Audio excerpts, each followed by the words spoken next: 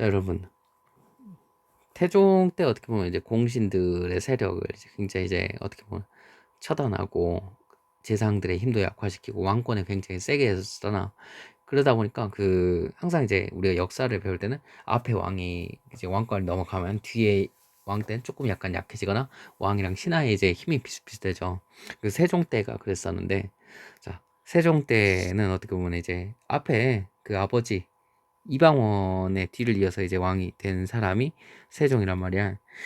세종은 이제 아버지 때 신하들이 많이 이제 어떻게 시기거나 이제 눌러 나왔으니까 이제 세종 때가 되면 좀 약간 풀어주게 되는데, 아버지 때 방침을 바꿔가지고 육조 직계제였던 거를 의정부 서사제로 이제 바꾸게 돼.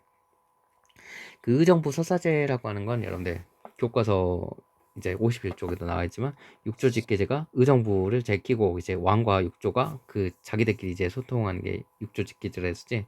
근데 의정부 서사제는 앞서 살펴봤던 것처럼 왕이 혼자서 이제 어떻게 보면 명령을 내리지 않고 항상 재상들의 의견을 구하고 했었던 게 의정부 서사제라고 했었잖아. 자, 이 의정부 서사제가 실시된 걸 봐서도 알 수 있지. 왕과 신하의 권한이 어떻게 보면 조화를 이루었던 게 이 시기에 특징이라고 할 수가 있어. 세종은 어떻게 보면 이제 굉장히 이제 인자한 왕으로 이제 많이 우리가 이제 여기고 있잖아. 그것 중에 하나는 신하들에 대해서 굉장히 아버지에 비해서 굉장히 어떻게 보면 따뜻하게 이제 했었던 왕으로 이제 우리가 기억을 많이 하고 있는데, 그 얘기도 했지. 세종 때는 집현전이라고 하는 왕실 연구 기관이 있었잖아. 여기에서 이제 나중에 이제 한글을 연구하게 됐었는데, 여기에서 이제 활동하던 학자 중에 신숙주라고 하는 학자가 있어. 신숙주와 관련된 이제 이야기가 하나 전해진데, 신숙주가 집현전에서 늦게까지 연구를 하다가 피곤해서 이제 책상에 엎드려 잡수단 말이야. 그러니까 이제 세종이 그거 보고 좀 약간 딱딱하게 여겨가지고 자기가 입고 있었던 왕의 옷을 겉옷을 이제 벗어가지고 쉽게 말하면 왕의 외투를 벗어가지고 신숙주한테 덮어주고, 신숙주가 막 일어나서 눈물을 감격의 눈물을 흘렸다는 썰이 전해지는데, 뭐 이걸 봐도 세종이 신하들과 굉장히 좀 약간 부드러운 관계를 유지했던 걸 우리가 알 수 있겠지. 역할 중에 뭐 굉장히 이제 유명한 게 뭐가 있냐? 한글 만든 거지. 한글은 원래 이제 한글이라고 하는 이름보다는 훈민정음, 백성들을 알리는 올바른 글이라고 하는 명칭으로 이제 정해졌어. 자, 여기서도 알 수 있지. 집현전은 연구기관이었는데, 조선이 성리학의 국가였었잖아. 성리학이 곧 유교라고 했었지. 유교를 연구하는 기구였었고, 훈민정음을 만들어서 백성들한테 글을 가르친 것도, 백성들이 어떻게 보면은 백성들이 백성들을 잘 다스려야 나라를 백성들을 잘 다스려야 나라가 어떻게 보면 발전할 수 있다는 유교의 가르침에 따른 것이었어. 세종 때는 이제 유교 정치의 실현이 이루어졌다고 우리가 이제 많이 보고 있어. 그 밖에도 이제 살펴볼 것이 있는데,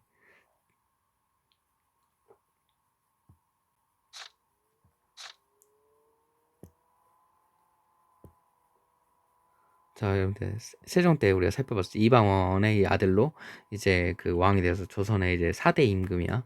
왕권과 신권이 어떻게 보면 조화를 이루었다는 걸 그냥 내가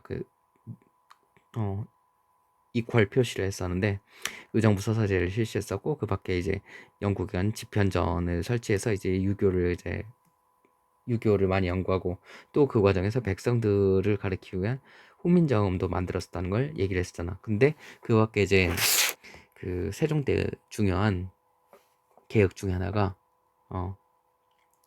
전분 6등법 실시가 있어. 그리고 연분 9등법 실시가 있어. 자, 이게 뭐냐면은 세금 제도를 이제 개혁한 거야. 세금. 여러분들 앞쪽에 보면 태종 이방원의 앞쪽으로 잘못 적어놓은 거 있잖아. 이 부분은 여러분들 수업 잘 들어야 돼. 그러니까 대충 이제 넘겨버리면 여러분들 안 되겠지. 세종의 이제 업적이 세종의 업적. 자, 그 전까지 이제 나라에서 세금을 거둘 때 그냥 막 거뒀단 말이야. 근데 이제 세종 때가 되면은 그 백성들의 세금을 어떻게든 그 부담을 낮춰주기 위해서, 그리고 막 그 관리들이 함부로 막 세금 뜯는 걸 방지하기 위해서 전분 6등법과 연분 9등법이라고 하는 세금 제도를 만들어서 시작했어. 어. 자, 백성들한테 세금을 거둘 때 항상 이제 등급을 매기도록 했단 말이야. 그 백성들이 농사 짓는 땅을 농지라고 하지. 자, 세금을 거둘 때 백성들이 기름진 땅을 갖고 있는 애들도 있고, 완전히 뭐 농사 안 지어지는 뭐 그냥 버려야 될 땅을 농사 짓는 백성들도 있을 거 아니냐. 농지의 질에 따라서 이제 백성들의 기름진 땅에서는 세금을 어떻게 할까? 많이 걷고, 척박한 땅에서는 세금을 조금 거두겠지. 그래서 토지가 그 가장 비옥한 땅부터 가장 낮은 땅까지를, 가장 그 어떻게 보면 척박한 땅까지를 그 나눠 가지고 6등급으로 나눴어. 땅을 땅의 종류를 6등급으로 구분하는 법이 전분 6등법이야. 세종 내력했어. 근데 그거 말고도 연분 9등법이라고 하는 걸 실시를 했었는데, 어, 연분 9등법은 해마다 보면은 농사가 잘 지어지는 때가 있고 잘 안 지어지는 때가 있겠지. 한 풍년이냐 아니냐에 따라서 이제 다를 수가 있단 말이야. 그 풍년이나 흉년이냐는 지역에 따라 다를 수가 있고 해마다 다를 수도 있지. 자, 세종은 그러면은 풍년의 백성한테 세금 많이 걷어도 되지. 근데 흉년에 또 많이 걷으면 다 죽겠지. 흉년에 조금 걷을 거 아니야. 그래서 백성한테 세금을 거둘 때는 땅의 그 농지의 토지일 뿐만 아니라 그 해에 풍년이 들었냐 흉년이 들었냐에 따라서 이제 그 등급을 또 나눴어. 가장 등급이 이제 어떻게 보면 풍년이 들었을 때 1등급을 한다면, 가장 그 흉년이 들어가지고 먹을 게 없을 때를 9등급을 해가지고 그 1등부터 9등급까지로 그 토지세를 세금을 나눠가지고 백성들한테 걷었던 게 연분 9등법이라고 하는 거였어. 여러분, 여기까지가 음? 여기까지가 뭐였냐면은 세종 때까지 정치를 살펴봤잖아. 교과서에 안 나오는 왕이 있는데 또 이제 굉장히 중요한 왕이지. 교과서에 안 나오지만 굳이 PPT에 넣는 이유는 이것도 여러분들 뭐 계속 이제 살펴보란 얘기지. 교과서에 없는 내용이라도 선생님들이 이제 그 살펴보라고 한 내용들은 같이 이제 뭐 옮겨 적거나 해서 살펴보기를 바래. 자, 세종한테는 그 아들이 있었는데 그 문종이 있었단 말이야. 이 태자가 문종 세자가 있었는데 이 세자가 굉장히 영특했었어. 세종만큼이나 총명한 아들이었었는데 얘가 이제 결국에 왕이 돼서 문종이 됐었지. 문종이 일찍 죽었단 말이야. 일찍 죽으니까 그 아들도 어떻겠어? 아들도 굉장히 어리겠지. 그 문종의 아들이 그 유명한 단종인데, 그 단종이 굉장히 어떻게 보면 코올리게 상태에서 이제 왕이 되다 보니까 이 어린 왕의 자리를 빼앗아서 자기가 왕이 되려고 하는 그 못된 삼촌, 쉽게 말하면 그 못된 삼촌들이 있었던 거지.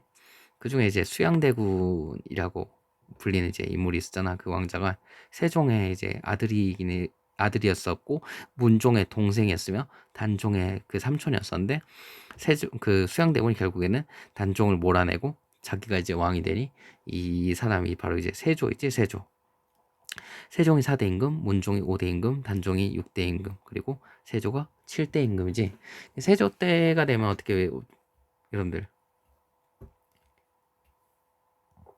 왕권이 강하겠니? 신하들의 권한이 강화되겠니? 여기에 대해서 여러분들 살펴보기 전에, 자, 세조 같은 경우는 자기가 왕이 될 신분이 아니었었는데 왕이 되기 위해서 왕도 몰아내고, 그때 있었던 왕도 몰아내고, 또 여기에 반대한 여러 신하들도 쉽게 말하면 몰아내거나 쳐 죽이고 하면서 이제 그 왕이 됐었을 거 아니냐. 세조 때가 되면은 굉장히 어떻게 보면 그 자기 할아버지인 태종 때와 마찬가지로 왕권을 굉장히 강화하고 신하들의 권한을 이제 찍어 누르는 이제 정치를 펼치게 돼. 자기가 어떻게 왕이 될 수 없는 사람이 왕이 됐으니까 자기에 반대하는 사람들도 많았을 것이고 이들을 다 쳐낸단 말이야. 그 세조가 왕이 되는 거는 역시 이제 무력을 통해서 이루어졌어. 세조가 몰래, 원래는 그러면 안 되는데, 그 무사들과 친하게 지내면서 얘네들을 그 비상시에 자기를 위해서 싸우도록 이제 키웠거든. 이 무사들이 결국에는 그 세조의 라이벌들이라든지 조정의 대신들을 죽이고 세조를 왕위에 앉히는데 굉장히 큰 역할을 하게 되지. 세조가 왕이 되고 나서 여기에 대해서 반대하는 신하들이 있어. 나중에 이제 사육신, 뭐 세육신 들어봤을 텐데, 특히 이제 집현전에 있었던 학사들이, 집현전에 있었던 그 학자들이 세조가 함부로 왕위를 빼앗는 걸 보고 그러면 안 된다라고 해서 세조를 내쫓고 단종을 다시 왕위에 되돌리려고 하는 그런 그 계획을 세우다가 이게 탈로 나가지고 결국에는 그 신하들 중에 6명은 뭐 죽임을 당하고, 그래서 사육신이라고 부르고, 또 6명은 겨우 이제 살아남았는데 뭐 어떻게 보면 이들을 이제 생육신이라고 부른다고 여러분들 들었었겠지. 자, 이들이 그 사육신이든 생육신이든 단종을 다시 이제 왕위에 앉히고 세조를 쫓아내었던 이들이 대부분 집현전에서 이제 근무하던 학사들이 많았었단 말이야. 그렇기 때문에 세조는 이제 집현전이 굉장히 이제 위험하다고 여기고 집현전을 폐지해버렸어.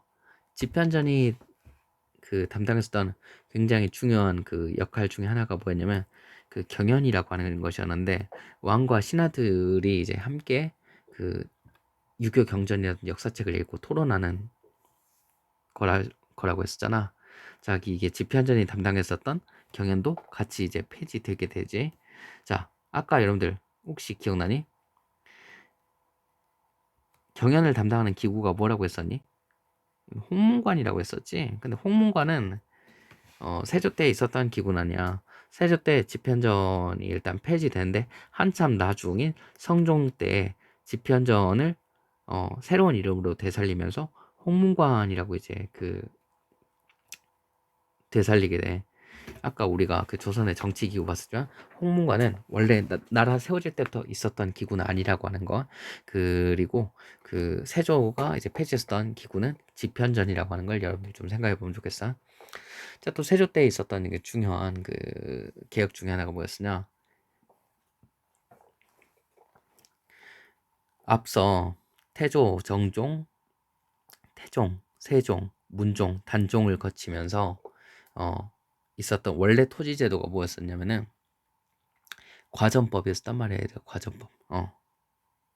과전법이었지. 과전법 아까 우리가 배웠었지만 과전법은 전직 관리든 현직 관리든 한 번 관직에 몸을 다는 관리에게는 싹 다 이제 토지에서 세금 거둘 수 있게 그 땅을 준 게 과전법이었지. 근데 과전법을 시행하다 보니까 자, 현직 관리 아니라 전직 관리한테 땅을 주다 보면은 점점 이제 나라에서 전직 관리한테도 주는 땅도 이제 그 계속 늘어나다 보니까 이 나라에서 더 이상 이제 나눠줄 땅이 없는 거예요. 그래가지고 자, 한번 관직에서 물러났으면은 니네들이 이제 나라에서 더 이상 일도 안 하니까 그 더 이상 땅 갖지 마라 해서 전직 관리들한테는 땅 안 주고 현직 관 현직 관리, 쉽게 말하면 지금 관직에 있는 신하에게만 토지세를 거둘 수 있게 토지를 내려준 게 직전법인데, 세조 때부터 이제 실시가 됐었단 말이야.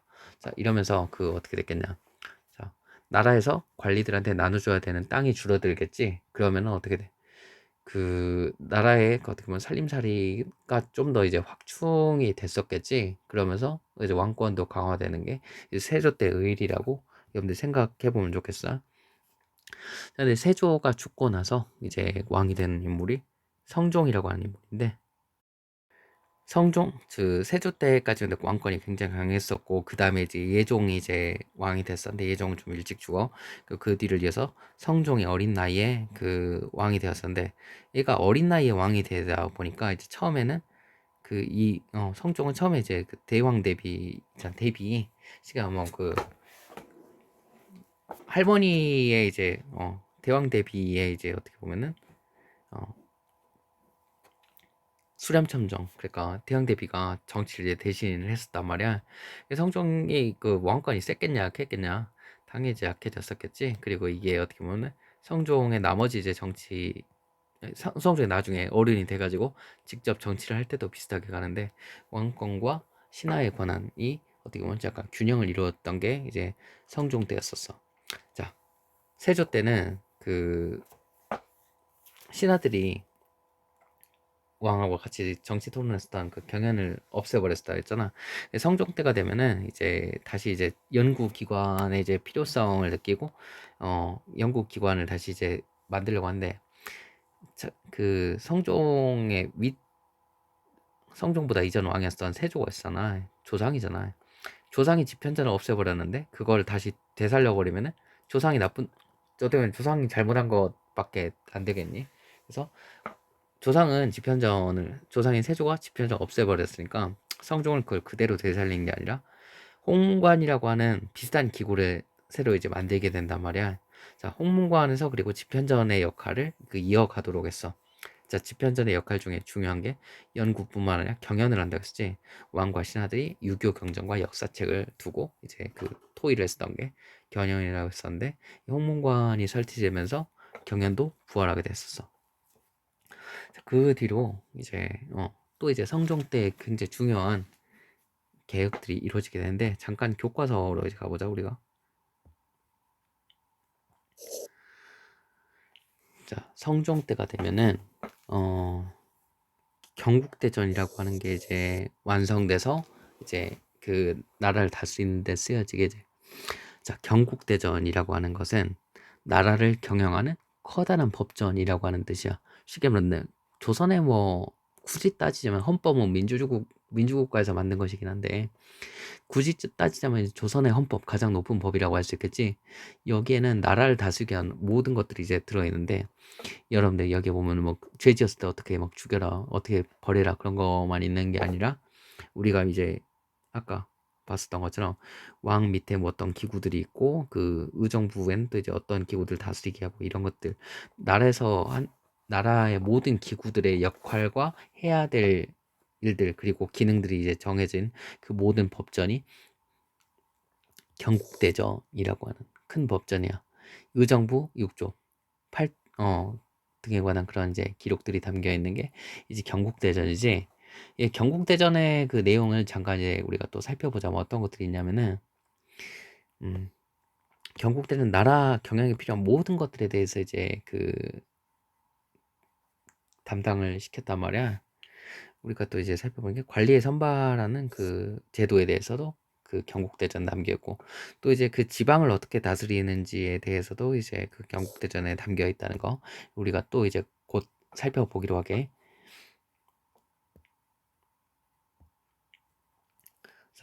성종 때가 되면은 경국대전을 이제 만들어 가지고 이것을 이제 그 적용을 했었다 했잖아. 자, 이전까지는 왕이 그때그때 이제 필요한 법들을 이제 왕이 명령을 내리면은 여기에 따라서 각 그 기구에서 왕의 명령대로 이제 정치를 했었는데, 이러다 보면 문제점이 뭐냐면은 왕이 뭐 이랬다가 저랬다가 그 할 수도 있고, 그 어떻게 보면 왕의 명령을 일일이 어 왕의 모든 명령 다 뭐 그 했던 말도 막 길고 막 하고 할 텐데, 다 일일이 막 참고해가지고 일들을 처리하는 데는 굉장히 어려움이 있었단 말이야. 근데 경국대전이 정해져서 이 어떻게 보면 대법전으로 굉장히 두껍지만 이것에 따라 가지고 이제 일을 하게 되고, 어떤 경우에 어떻게 이제 처리하면 된다, 어떻게 판결하면 된다가 싹 다 정해져 있기 때문에 굉장히 어떻게 보면 통치가 굉장히 수월해지고 그 정확해질 수 있단 말이야. 글로 만들어진 법전에, 쉽게 말해 왕이 그때그때 정하는 법이 아니라 아예 딱 정해져 있는 글로 만들어져 있는 법전에 바탕을 둔 통치가 이루어지게 됐어.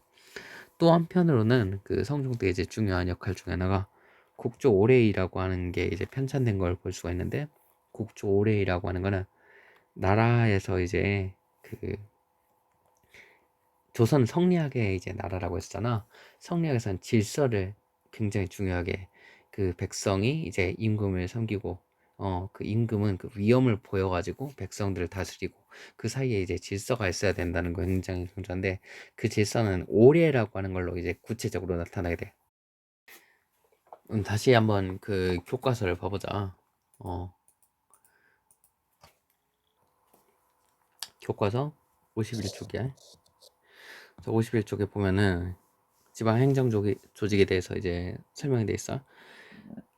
조선의 뭐 중앙 쉽게 말하면 나라 전체는 이렇게 뭐 왕과 의정부 6조가 있고 뭐 그 밖에 3사 같은 이제 기능이 있었다고 이제 우리가 얘기를 하잖아요. 뭐 근데 이제 지방을 그럼 어떻게 나누었었냐? 지방을 여러분들 몇 도로 나누었냐 여러분들? 근데 그 오른손으로 비비고 그 왼손으로 비벼서 먹는 그 알지? 그거 아무튼 전국을 8도로 나눴어. 어디 한번 세워볼까? 전라도, 충청도, 경상도. 여기는 특히 이제 삼남 지방이라고 불리지. 삼남 남쪽 그 세 개의 지방 내에서 그 밖에 경기도, 강원도, 황해도, 평안도, 함경도로 나눠져 있어. 자, 여러분들 이렇게 해서 8개가 되지. 여러분들 그 궁금한 점 하나 있을까요? 제주도는 어디냐? 제주도가 없네? 제주도 근데 무슨 색깔이지? 어, 전라도랑 같은 색이지? 자, 제주는 하나의 도가 아니라 전라도라고 하는 그 큰 도에 속한 여러 고을 중에 하나였어. 쉽게 말하면 전주와 나주와 같은 그 여러 고을과 동격의 전라도에 속한 하나의 이제 섬이었다고 이제 우리가 생각을 해보면 될 것 같아.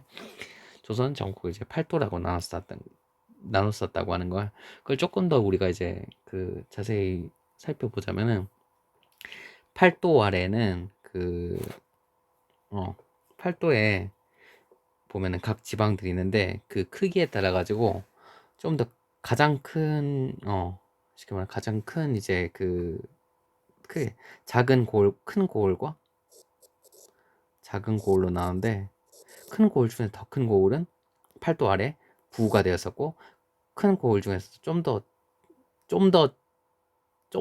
조금 큰 고을은 목이 되었어서, 작은 고을 중에서 좀 그나마 큰 것은 군이 되었었고, 그보다 좀 더 작은 고을은 현이 되었었단 말이야.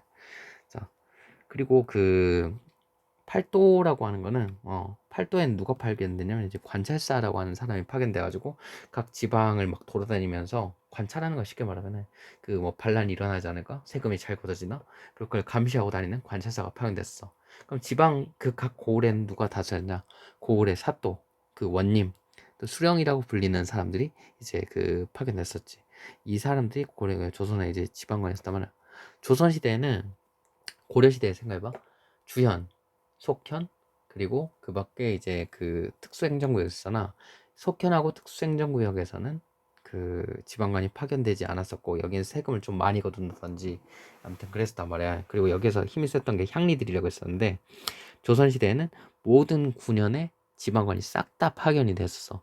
그리고 지방관은 왕을 지방에서 대리하는 사람이다 보니까 수령의 권한이 굉장히 이제 됐었단 말이야.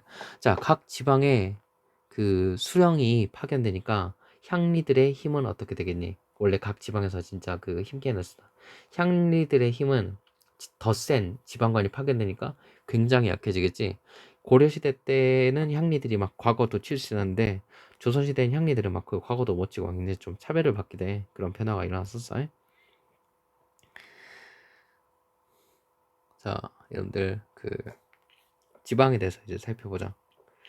좀 더 우리가 아까 살펴봤었지만, 음, 17세기 후반에 보면은 천하지도라고 하는 그 지도가 나타나겠는데, 여기에 이제 전라도 부분이 이제 있어서 한번 가져와 봤어. 우리가 살고 있는 광주는 광주목이야. 자, 조선시대에는 부목이 큰 고을이고 군현이 조금 작은 고을이었지.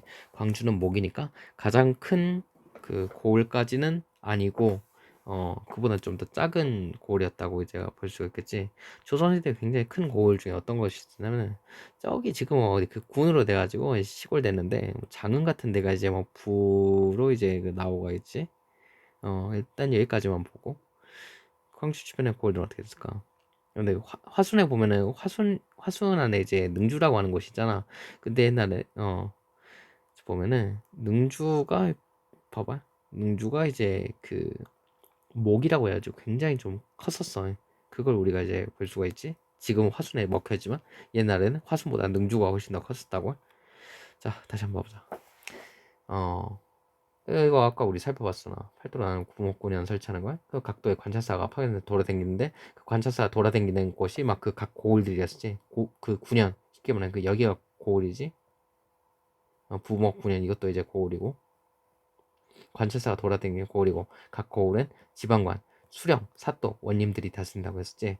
자, 조선시대에는 수령의 권한이 굉장히 이제 세졌다고 했었지. 왕을 대리하는 이제 역할이니까. 수령의 그 역할이 굉장히 세다 보니까, 지방의 이제 향리 같은 경우는 아전으로 이제 골아떨어지게 됐었다. 아전 쉽게 말하면 그 조선시대 말하면 그 이방이잖아. 사또 저놈을 매우 쳐라 하면은 그 아전이 뭐 예 하면서 뭐 매우 칠합신다 하면서 막 따라하잖아. 그런 수준으로 이제 떨어지게 되는 거야. 집안 힘께나 쓰던 사람이 아니라 그냥 수령을 이제 돕는 사람으로 이제 떨어지게 된 거지. 자, 그 밖에 지방에 또 뭐가 있냐면은 유향소라고 하는 게 있었어요. 그런데 유향소는 뭐냐면은 쉽게 말하면 지방 양반들이 이제 모여 있는 곳이야. 지방 양반들이 모여서 뭐 하겠냐? 여러분들 한번 생각해봐. 지방 양반들이 모여가지고 여러 가지 뭐 고민하겠지만 우리 집 돌쇠가 뭐 말을 안 들어요. 뭐 농민들한테 세금 어떻게 뜯어내지? 뭐 이런 것들이라든지 뭐 좋은 양반들 같은 경우는 그 뭐 어떻게 성리학을 백성들한테 가르치고 어떻게 세금 줄여줄까 그런 생각들, 어떻게 토지세 줄여줄까 하는 뭐 그런 생각들도 하겠지만 주를 하는 역할이 뭐냐? 일단은 그 수령이라고 하는 사람이 왕을 대신해서 지방을 다스리고 왔으니까 유양서는 지방에 이제 그 내려온 수령을 이제 보좌하는 역할을 맡았어. 물론 수령들을 항상 보좌했던 것만 아니고 갈등이 벌어지기도 했었는데 그 밖에 이제 수령을 도와가지고 백성들에게 성리학 윤리를 보급하는 역할, 그래 말 안 듣는 백성들 막 불러가지고 막 혼내고 막 이런 역할들도 했었고, 또 한편으로는 그 양반 신분이 더 이상 지배층이라 할 수 없는 그 이제 굉장히 급이 떨어진 향리들 있지. 향리들이 보면은 백성들한테 막 그 쉽게 말하면 향리들 불쌍한 게, 쉽게 말하면 이제 그 월급을 못 받는 경우가 대부분이었어. 그 월급을 못 받으면 지가 알아서 그냥 그 자체적으로 경비를 마련했어야 하는데 어떻게 하겠냐. 백성들한테 이제 뜯어내겠지. 어떻게 보면 못된 향리들이 많이 등장할 수밖에 없었는데 그 백성들을 한테 막 함부로 하는 향리들을 감찰하는 게 이제 유향소의 역할이야. 지방의 양반들이니까 자기가 그 지역에 어떻게 보면은 그 이름난 사람으로서 이런 역할을 하는 거를 이제 그 업으로 삼았던 거지. 자, 그 밖에 이제 살펴보자, 여러분들. 조선에서는 그 밖에 이제 뭐 과거가 있었다 했잖아, 얘들아. 그럼 과거에 대해서 좀 살펴보자. 그 과거는 한번 살펴보게. 과거. 자, 과거는 알다시피 여러분들 일단 기본적으로 유교 경전에 대한 시험을 친다 했잖아. 근데 그 유교 경전에 대한 시험을 쳐가지고 가장 그 어떻게 보면 나라에서 중요한 그 문관을 뽑는 문과가 가장 이제 중시가 됐어. 근데 조선시대 과거의 특징이 뭐냐면 무과도 이제 실시를 했던 거야. 고려시대는 거의 무과가 실시 안 돼가지고 우리가 고려시대 과거 배울 때는 무과 얘기 안 했을 거야. 무과는 시간은 무관을 뽑는, 장수를 뽑는 이제 시험인데, 장수를 뽑는다 하더라도 일단 그 무과를 치르기 위해서는 유교 경전의 테스트를 이제 통과했어야 됐어. 그래서 무과에서도 이제 유교 경전이 중시됐다는 걸 이제 알 수가 있고, 다만 문과 무과 중에 뭐가 높았을까? 당연히 문과가 높았지. 과거 시험만 쳐가지고 그런 관리가 될 수 있느냐? 아니야. 그 쉽게 말하는 집안의 백으로 들어가는 것도 있어. 음서도 있긴 있었어. 그리고 그 어떻게 보면 그 높은 관리가 그 내가 쓸만한 좀 논문을 알고 있다 해가지고 그 추천을 해가지고 관리로 뽑는 천거라고 하는 것도 있었는데, 고려 시대까지는 그래도 그 귀족들이 굉장히 어떻게 활발하게 이런 천거나 음서를 쓸 수 있지만 조선 시대는 좀 더 실력이 강조되면서 과거가 아닌 천거나 음서 같은 경우는 굉장히 이제 그 쉽게 말하면 그 아무나 못 쓰는 거였단 말이지. 이걸 쓰는 케이스는 굉장히 극히 드문 케이스고 대부분은 과거를 통해서 관리가 됐어. 자, 과거 시험에 합격을 하면은 뭐 답안지를 쓰는데 답안지가 몇 미터 정도 됐었다고 해. 그리고 딱 보면은 여러분 알다시피 그 시권이라고 하는 걸 써서 내는데, 자 보면은 글자의 수가 딱딱딱 맞아 떨어진단 말이야. 어, 뭐 아무튼 굉장히 그 과거 시험에 형식을 맞추기가 굉장히 어려워. 그 말로 하면 끝이 없으니까. 자, 그래가지고 만약에 과거에 합격한다. 그럼 이제 홍패라고 하는 게 이제 이렇게 나오지. 그 왕이 이제 직접 명령을 내린단 말이야. 물론 왕이 직접 쓰지 않고 왕이 이제 신한테 시켜가지고 쓰겠지. 합격 딱 주면은 이 빨간 거 들고 가면은 이제 그 중에서도 이제 과거의 시험 성적은 갑을 병으로 이제 세 가지로 나누는데 그 중에서 이제 가장 성적 좋은 건 갑이라고 했었고 갑에서도 1등을 장원이라 해가지고 그 굉장히 어떻게 보면 이 장원에 붙은 사람은 뭐 나라에서 며칠 동안 네 고향 가서 잔치하라고 이제 그 어떻게 보면 그 결을 줬단 말이야. 그 뭐 TV 여러분들 뭐 소설이나 그런데 뭐 장원급제에서 막 그 잔치하고 난리 나는 게 나오지. 이 바로 과거 그 장원 합격했던 임도호라고 하는 임도호라고 하는 사람의 장원급제 이제 그 합격증이야. 무과는 뭐 이런 모습으로 치러졌다고 해. 자, 여러분 한번 정리를 해보자. 조선시대랑 한번 비교해볼까? 자, 고려시대와는 달리 조선시대는 의정부와 육조 중심으로 정치가 돌아왔었고 그 밖에 사원부와 사관원 홍문관이 있어가지고 사원부에서는 관리들이 나쁜 짓 하는지 감찰을 하고 사관원은 왕이 뭐 함부로 못하게 반대를 하고 홍문관은 그 밖에 이제 주로 학문 연구를 하지만 사원부랑 사관원 일을 돕기도 했었거든. 근데 이런 것들이 무슨 역할을 했었냐? 일단 이것들을 뭐라고 하지? 사원부, 사관원, 홍문관을 우리가 삼사라고 불렀지. 삼사는 왕이든 신하든 한쪽으로 권력이 쏠리지 않게 권력의 독점과 부정을 방지하는 역할을 담당했었던 거고, 자, 지방은 아까 말했듯이 전국을 오른손으로 비비고 왼손으로 비비는 그래, 팔도로 나눴었다고 했었고, 팔도에는 관찰사가 각 고을을 돌아다녔는데 그 각 고을, 그러니까 9년에는 누가 있었기 때문에 관찰사가 돌아다녔어. 수령이 이제 있었다 했잖아. 자, 왕을 대신해서 원님 또는 사또라고 불리는 모든 9년에 이제 수령이 이제 파견됐었던 거야. 근데 수령이 고려시대에 비해서 이제 어떤 권한도 굉장히 세게 하다 보니까 수령이 그 무지막지하게 힘이 세지면 안 되잖아. 특히나 이제 수령이 비리를 저지르지 못하게 어떤 것이 있으면 수령은 자기 고향에 절대로 이제 근무를 할 수가 없어서 자 이걸 상피제라고 해. 쉽게 말하면 막그뭐 공공기관이라든지 이런 데서 요즘도 그랬잖아. 막 지 가족 있는 데서 똑같이 막 아들이라든지 아버지 막 근무 못하는 거야. 왜 이렇게 쓰냐? 고향으로 갔을 때는 옛날 조선시대 같은 경우에 더할 거 아니라 고향에는 그 집안 사람들과 연결된 수도 없는 사람들이 싹 다 모여있잖아. 그러다 보니까 지방의 백성들하고 또는 그 수령하고 결탁해버리면 이곳에서 심하면 반란이 일어날 수도 있을 것이고 아니면 수령이 어마어마하게 막 재산을 막 그 부정부패로 이제 쌓을 수도 있으니까 그걸 하지 못하게 자기 고향은 절대 근무를 못하게 했었던 게 상피제라고 하는 거야. 수령을 견제하기 위함이었었지.